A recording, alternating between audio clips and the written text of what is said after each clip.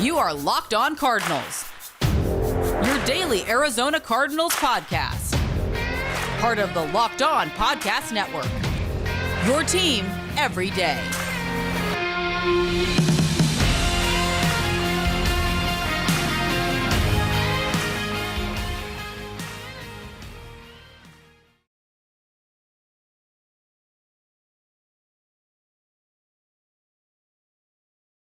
It out on Twitter Spaces and on YouTube. Thanks for making Locked On Cardinals your first listen each and every day, free and available on all platforms.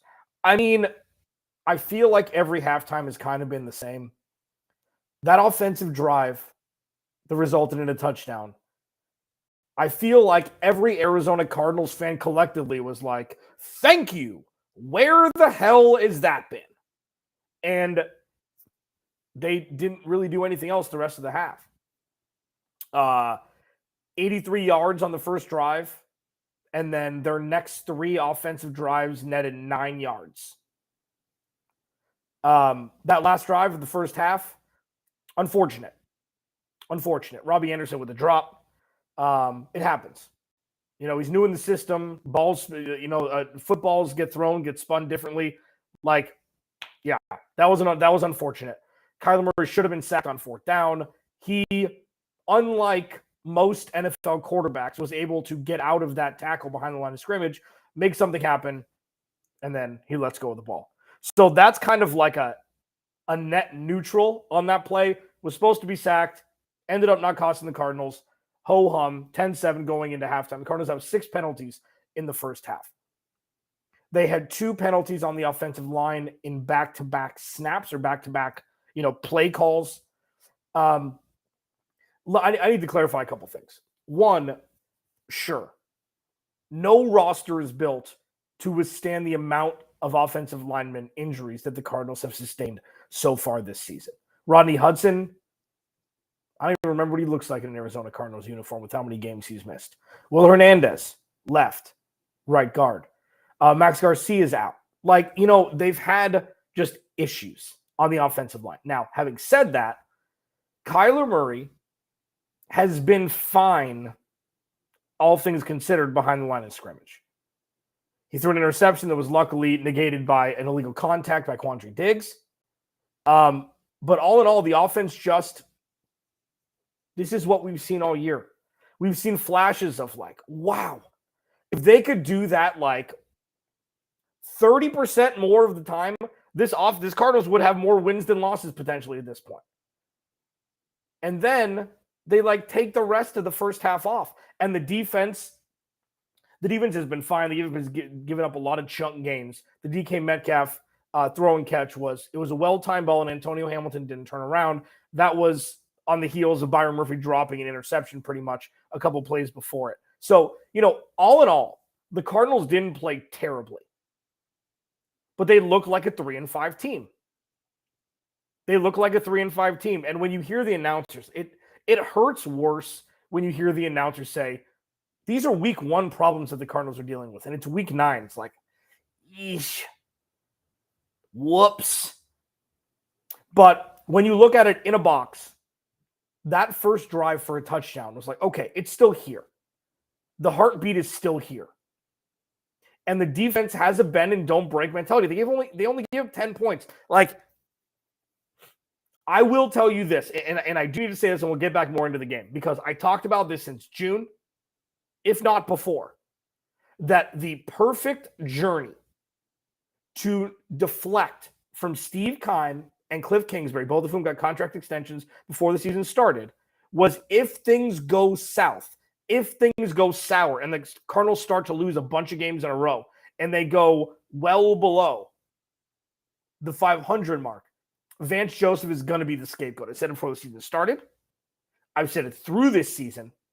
And with the lack of attention the defense was paid talent-wise this offseason, and with the amount of attention the offense was given this offseason, it's a perfect scenario for Steve Keim to say, you know what? Can't be Cliff, can't be Kyler. It's got to be Vance Joseph. Sorry, Vance. Good luck. If that happens, it will take everything of my innards to not boycott this damn team. I won't, But if the Cardinals lose today and there is scapegoat season beginning, it's going to be Vance. It's not going to be Cliff, even though it should be flipped. Now, going into the second half here, the offense needs to hum. Got to find the juices from the offense. The defense has played fine. The defense has kept one of the more potent offenses to 10 points in the first half. You can't ask anything else out of the defense. Yes, they've given up a lot of yards. Absolutely. They've been bad in the red zone over the last handful of games. Absolutely. The defense, if they replicate what they did in the first half, and the offense can put up more than 7 points, Cardinals probably going to win this game. And that's what the recipe has been for this team to win this season. Defense, B-, offense, B+, A-. That's what the pie's got to look like. 6 penalties in the first half, only for 37 yards. And no, it wasn't Cliff's fault that Kyler fumbled the ball. Okay? Thank you. It was Cliff's fault that they threw behind the line of scrimmage on first down that netted -4 yards that put them behind the 8 ball. That was Cliff's fault. So if you want to split the details on the last drive, there you go. That Cliff did have some blame there. 3 passes that were caught behind the line of scrimmage in the first half. Just completely put the brakes on drives that were humming. So yeah, there you go. In the second half, Kyler Murray's got to just do more of those Kyler Murray things. Okay? Just do it. Just do it. Just, you know what? Here's the whistle. Go just go. If I see another false start or another delay of game or a timeout, they didn't call any timeouts haphazardly in the first half, which is a win. I'm not saying that, backhandedly. That's a good thing.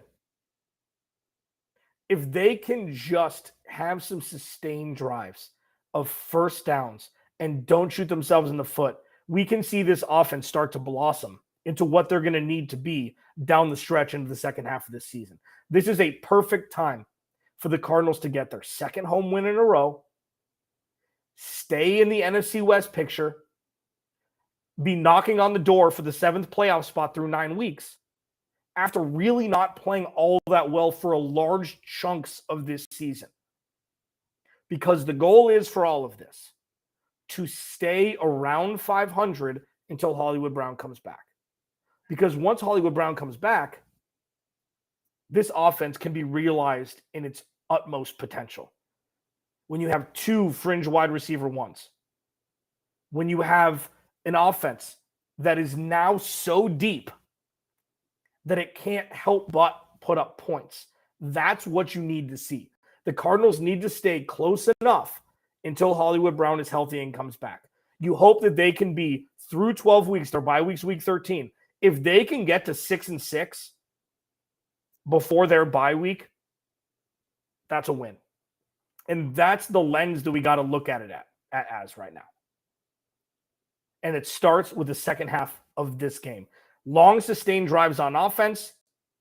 Hopefully the defense can maybe turn over Geno Smith once, but no more self-inflicted, just anything, which has been the problem for the Cardinals.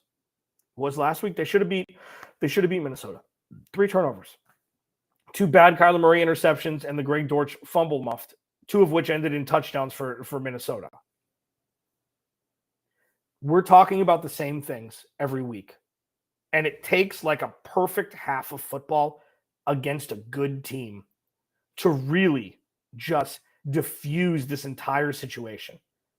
In Seattle, leading the division, the Cardinals can get their first division win and move to 1-2, drop Seattle to 5-4, move up to 4-5. The NFC West is wide flipping open. Thanks for hanging out at halftime on Twitter Spaces and YouTube. I will be back doing it live right after the game, hopefully after Cardinals win, so we can be high-stepping instead of, lamenting what we just watched for the next 30 minutes. Alex Lancey, Locked On Cardinals, thank you so much for hanging out. I will talk to you right after the game on YouTube. If you don't have access to the YouTube yet, go to Locked On Cardinals, subscribe, hit the notifications so you